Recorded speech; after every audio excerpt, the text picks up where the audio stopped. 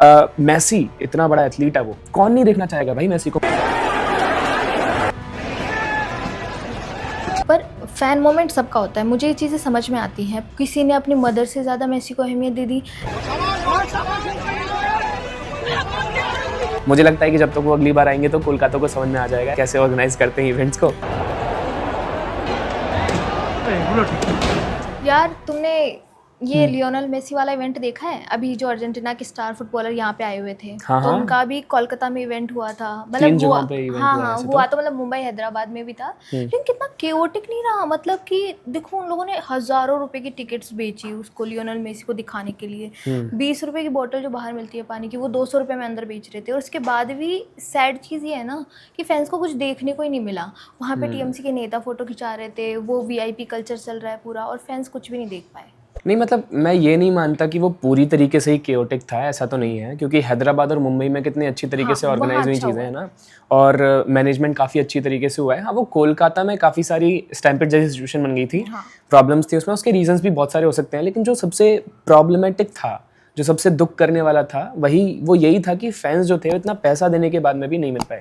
मैं तो सुना है कि शायद से एक किसी की शादी थी, इवन शादी छोड़ करके आया वो बंदा। ये मैं उसी के बारे में बात करना चाहती हूँ कि मैंने ना ये भी सुना, एक तो वो बंदा है शादी छोड़ के आ गया, वो कह रहा है कि मैं बेवकूफ़ होगा वो यार। मतलब वो कह रहा है कि मैं शादी छोड़ के आया हूँ और मुझे देखने को ही नहीं मिला मेसी। और लोग तो ट्विटर पे उसे सलाह भी दे रहे थे, एक्स पे, पता है कि भाई उस बंदी को इसे ना डिच कर देना चाहिए, उससे शादी नहीं करनी चाहिए, he is not a good husband. और मैं एक और फैन को मैंने देखा, वो उसकी मदर की डेथ हो गई है शायद, एंड फिर भी वो मेसी को देखने आया। लाइक मोमेंट तो चूज़ करो आप, इस टाइम भी आपको मेसी को देखने क्यों जाना है? Like this is celebrity worshipping, जो मुझे समझ में नहीं आती है। नहीं, मैं इससे पूरी तरीके से एग्री तो नहीं करता, क्योंकि देखो कई बार ना ये फ़ैन मूवमेंट्स बन जाते हैं। Even me as a boy, अगर कोई सिंगर जो मुझे पसंद है और वो मुझे किसी कॉन्सर्ट में देखने को मिल जाए, मैं तो बिल्कुल दौड़ा दौड़ा जाऊँगा, मुझे कोई दिक्कत नहीं है। हाँ, लेकिन ये जो पर्सनल प्रॉब्लम्स हैं, अगर आप उन ग्रीवेंसेस को छोड़ करके किसी से अपने सेलिब्रिटी से मिलने जा रहे हो, दैट इज़ अ प्रॉब्लम। लेकिन हाँ, Messi he is a very big celebrity और इतना बड़ा एथलीट है, वो कौन नहीं देखना चाहेगा भाई मेसी को। मुझे तो नहीं लगता इसमें कोई प्रॉब्लम है। पर फैन मोमेंट सबका होता है, मुझे ये चीज़ें समझ में आती हैं। पर एक चीज़ होती है कि आपको अपनी फैमिली और सेलिब्रिटी में से किसको चूज़ करना है। आपने शादी से ज़्यादा मेसी को अहमियत दे दी, किसी ने अपनी मदर से ज़्यादा मेसी को अहमियत दे दी। लाइक ये आपको डिफ़ाइन करता है। आपकी लाइफ इवॉल्व करने लगी है एक सेलिब्रिटी के आसपास। आपको लगने लगा है कि आपकी ज़िंदगी की सबसे बड़ी अचीवमेंट यही है कि देखो मैं अपनी शादी छोड़ के गया था ताकि मैं मेसी के साथ फ़ोटो खिंचा सकूँ, और मेरे पास मेसी के साथ फ़ोटो है। तो ये तो सॉर्ट ऑफ सेलिब्रिटी वर्शिपिंग है, जो मुझे समझ में नहीं आती है। Life is much more about than this is, क्योंकि आपका लाइफ ये नहीं हो सकता है कि फ़लाने के साथ फ़ोटो खिंचा लूँ, ढिकाने के साथ फ़ोटो खिंचा लूँ। नहीं, मुझे ऐसा लगता है कि ये रिगार्डिंग फैंस हम सेलिब्रिटीज़ की तरफ से भी देख सकते हैं। ऐसा नहीं है कि अगर फैंस जो है अपने सेलिब्रिटीज़ को देख रहे हैं तो उससे सेलिब्रिटी के ऊपर कोई फ़र्क नहीं पड़ रहा। बिल्कुल फ़र्क पड़ रहा है यार। जब मेसी यहाँ पर आया है, एक दूसरी कंट्री में आया है, और वो इतने सारे फैंस देख रहा है कि हाँ इतने सारे लोग मुझे फॉलो करते हैं, तो उसको भी अच्छा लगा होगा I guess. This matters actually. लेकिन हाँ, ये प्रॉब्लम है कि अगर आप अपने घर की प्रॉब्लम्स को छोड़ करके, अपने पर्सनल लाइफ को छोड़ करके, फैमिली को छोड़ करके किसी सेलिब्रिटी के पास जा रहे हो, मतलब घर पे आपके आग लगी हुई है, आप कहीं पे किसी को देखने जा रहे हो, Exactly, ये उसको प्रॉब्लम फर्क भी है। नहीं पड़ता है। He is not remembering you. वो आपको 1 किलोमीटर दूर से देख रहा है, वो हाथ हिला के जा रहा है आपसे, उसको नहीं फर्क पड़ रहा है, वो आपको जानता तक नहीं है। हाँ, उनको अगर छोड़ दिया जाए तो जिनके पास यार, लिखो ये पर्सनल प्रॉब्लम्स तो कुछ लोगों की थी, लेकिन जिनके पास पैसा था, जिनसे उनके कोई फर्क नहीं पड़ता कि उनका पैसा खर्च हो रहा है, उनकी जेब पर कोई बर्डन नहीं है, मुझे नहीं लगता कि अगर वो अपना पैसा खर्च कर रहे हैं सेलिब्रिटी को देखने के लिए, अपने आइडल को देखने के लिए, तो उसमें कोई प्रॉब्लम है। मुझे तो ठीक लगता है। ये बात मैं मान सकती हूँ कि पैसा लोगों के पास बहुत आ गया है। हमारी इकोनॉमी ने जो रिसेंटली इतना ग्रो किया है ना, कि लोग कैजुअली इस तरह से पैसा खर्च कर पा रहे हैं। देखो रिसेंटली कितने कॉन्सर्ट हुए, दिलजीत दोसांझ का हो गया, मरून 5 आया था रिसेंटली, टाइला भी आई थी अभी, बहुत क्रेजी कॉन्सर्ट हुआ था उसका भी, टाइला का। उससे पहले ट्रेविस स्कॉट, एड शीरन, बहुत सारे हुए और बहुत जल्दी जल्दी हुए हैं, और लोगों ने सबके टिकट्स खरीदे हैं, फुल हाउस किया है सारा। तो और अभी 2026 में BTS के भी आने की बात है, पीपल आर एक्साइटेड ऑलरेडी। सो लोग खर्च कर रहे हैं। लाइक 10 साल पहले मैं सोचूं तो हम नहीं सोचते थे कि 10-12 हज़ार में सिर्फ एक बंदे को देखने के लिए खर्च कर दूंगी। नहीं, हाँ, खैर ये तो हमारी इकोनॉमिक सॉफ्ट पावर है ही है। आजकल हम सिर्फ होस्ट ही नहीं कर रहे हैं इवेंट्स, बल्कि हम लोग काफ़ी ज़्यादा पैसा खर्च भी कर रहे हैं to just see the celebrities. और ये जितने भी कॉन्सर्ट्स वगैरह होते हैं हम सिर्फ उनको होस्ट ही नहीं करते, हम उस पर पैसा भी खर्च करते हैं ताकि हम उनको देख पाएँ। और ये एक्चुअली इंडिया की एक बहुत ज़्यादा पॉजिटिव इमेज भी बना रहा है इन वर्ल्ड कि हम we are growing as a nation, है ना। तो ऐसे केसेस में अगर हम देखते हैं कि कोई इंसान अपना पैसा खर्च कर रहा है तो उसके जेब पर बर्डन भी नहीं आ रहा, पता है आपको। मतलब कि उसके ऊपर इतना ज़्यादा ये नहीं है कि उसे कहीं और पर खर्च कर देना चाहिए था, but he is actually spending here.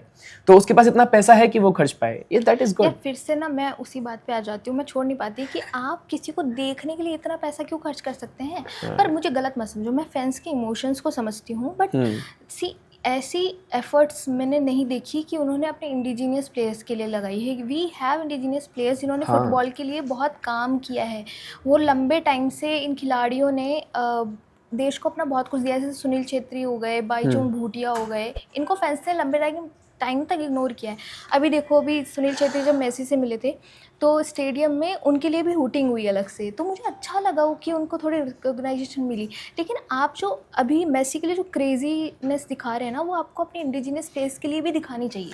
हाँ, इसमें आई फुली एग्री कि हमें अपने खुद के जो प्लेयर्स हैं ना उनको काफ़ी ज़्यादा सपोर्ट करना चाहिए, उनको रिकॉग्नाइज करना चाहिए। लाइक सुनील छेत्री जो हैं, he is having the third most goals in football. मतलब वो 3 टॉप मोस्ट प्लेयर्स में से है अगर हम स्कोर्स की बात करें तो that is a big deal. और हर कोई प्लेयर इतना नहीं कर पाता है, एंड हमारा एक इंडियन प्लेयर ऐसा कर रहा है तो that is a very big deal. तो मुझे लगता है कि हाँ, हमें अपने इंडिजीनियस प्लेयर्स को बहुत ज़्यादा सपोर्ट करना चाहिए हमें। अच्छा, मैंने ये देखा कि कोलकाता का जो स्टेडियम था उसके जस्ट बराबर में मेसी की इतनी बड़ी तुमने स्टैचू क्यों बनाई? मतलब क्या जरूरत थी उसकी? आप अपने किसी इंडियन प्लेयर की मूर्ति बना सकते थे, इतना बड़ा स्टैचू बना सकते थे, बट आपने चूज किया कि मेसी का स्टैचू बना रहे हो। मतलब इतना इट वाज अननेसेसरी लगता है। और आपने देखा कि वो प्रियंका गांधी वाड्रा के बच्चे आए हैं और राहुल गांधी और इवन जो देवेंद्र फडणवीस उनकी वाइफ हैं, वो सब एक इतना क्रिंज सा लगता है कि मतलब आप जो डिजर्व करते हैं उनसे मिलना, आप उससे मिलने के लिए नहीं दे रहे हो, बल्कि वीआईपी कल्चर को बढ़ावा दे रहे हो। बेकार ये बहुत क्रिंज था भाई। वो मुंह में चिंगम चबा के आप सेल्फी ले रहे हो, कंधे पे हाथ रख रहे हो, टीएमसी के नेता उनके साथ चल रहे हैं, क्यों करना है ये सब? डिजर्विंग लोगों को मिल जाओ। पता है ये चीज़ ना मुंबई और हैदराबाद में बेटर थी कि वो लोग कुछ लोग टाइम तक आए और फिर वो चले गए अपना करके, फिर बाकी का मेसी का पूरा टाइम ना फैंस को मिला और सेलिब्रिटीज़ को मिला, जैसे सुनील छेत्री को और सचिन तेंदुलकर को, और वो जेन्युइनली मिले और वो डिजर्व करते थे उनसे मिलना। ये सब नहीं डिजर्व करते, तो दैट वाज बेटर। मुझे लगता है एंडिंग थोड़ी ठीक हो गई इनकी, हाँ, मेसी मतलब टूर की। ओवरऑल अगर देखा जाए तो it was a very good tour. और मुझे अच्छा, मेसी ने ये भी बोला है कि अभी मैं दोबारा आऊँगा। मतलब इंडिया का जो फुटबॉल है, इफ इट ग्रोज और if not even if it grows, अगर उन्होंने बोला है कि मैं आगे आने वाला हूँ इंडिया में, मुझे लगता है कि जब तक वो अगली बार आएंगे तो कोलकाता को समझ में आ जाएगा या फिर टीएमसी को समझ में आ जाएगी कैसे ऑर्गेनाइज करते हैं इवेंट्स को, और अगली बार उन्हीं लोगों को मौका मिले मेसी से मिलने का जो एक्चुअली अच्छी तरीके से डिजर्व करते हैं उससे मिलना। ऐसा नहीं कि किसी को भी वीआईपी को उठा करके उनसे मिला दिया। तो it is a good event I guess. I know, और हमें एक्सपोजर तो मिला ही है। एग्जैक्टली, मतलब इंडिया का पूरे दुनिया में एग्जैक्टली वो बढ़ गया है, फुटबॉल को लेकर के लोगों का वो बढ़ गया, इंटरेस्ट बढ़ गया। और लेकिन I3 में तो यही है कि आगे मेसी कभी भी आए, मीनवाइल हम अपने इंडिजिनियस प्लेयर्स जैसे सुनील छेत्री हो गए और पूरी टीम को उतना ही सपोर्ट दें जितना आप मेसी को। दैट इज़ वेरी इंपॉर्टेंट, बहुत ज़्यादा इंपॉर्टेंट है, क्योंकि हम कितना भी बाहर के प्लेयर्स को उनकी पूजा करते रहें, कुछ नहीं होने वाला। भारत के प्लेयर्स, तो भारत के प्लेयर्स ना, आपका फुटबॉल जो फील्ड है वो कैसे ग्रो कर रहा है और आगे कैसे ग्रो करेगा जब हमारे प्लेयर्स खेलेंगे और हम उनको सपोर्ट करेंगे। सो गो इन द मैचेस, अपने प्लेयर्स को खेलते हुए देखिए, वो ज़्यादा इंपॉर्टेंट है। सपोर्ट करिए वहाँ पर भी थोड़ा सा पैसा इन्वेस्ट कर दो, यहाँ पर ही करते रहोगे। Okay, bye.